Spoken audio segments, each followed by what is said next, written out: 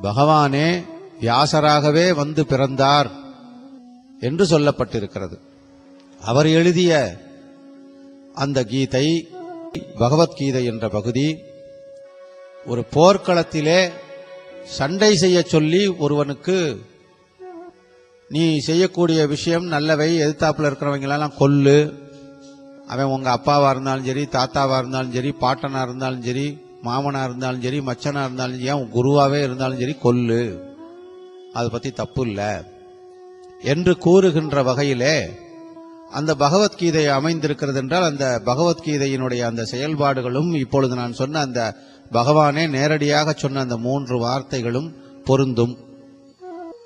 அதே போலத்தான் அந்த வார்த்தைகளையும் சொல்லியிருக்கிறார். எது நடந்ததோ அது நன்றாகவே நடந்தது, எது நடக்கிறதோ அது நன்றாகவே நடக்கிறது, எது நடக்க இருக்கிறதோ அதுவும் நன்றாகவே நடக்கும், நாளை இந்த உலகம் அழியும், ஆம் நன்றாகவே நடக்கும், நேற்று சுனாமி வந்தது, ஆம் நன்றாகவே வந்தது.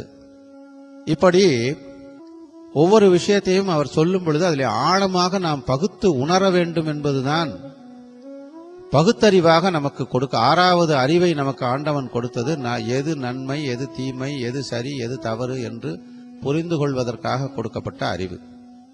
அதை கொடுத்தவரே ஆண்டவன் தான். அவரே இல்லை என்று நாம் நம்முடைய பகுத்தறிவால் கண்டுபிடிக்க முயல்கிறோம் என்றால் இதைவிட ஒரு கேவலமான ஒரு விஷயம் என்ன என்று நாம் புரிந்து கொள்ள வேண்டும்.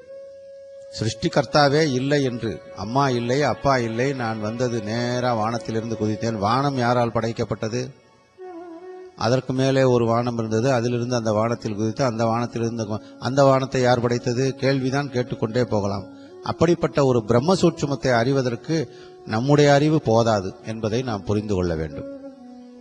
இப்போது அந்த வார்த்தையின் விஷயத்திற்கு வருகிறேன். அதாவது விதி என்ற ஒரு அமைப்பை இறைவன் உருவாக்கி இருக்கிறார். இந்த பிரபஞ்சத்திலே, இந்த பூமியிலே இந்த உயிர்களுக்கான ஒரு விதியை உருவாக்கி இருக்கிறார். நேற்று நடந்த ஒரு சம்பவத்திற்கான விதி நான் எழுதி வைத்தபடி மிக நன்றாகவே நடந்தது என்பதுதான் இந்த வார்த்தையினுடைய பொருள். இன்று நான் எழுதி வைத்திருக்கின்ற விதியின்படி நடக்கின்றது, அதுவும் மிகச் சரியாகவே நடக்கின்றது என்பதுதான் அடுத்த வார்த்தையினுடைய விளக்கம்.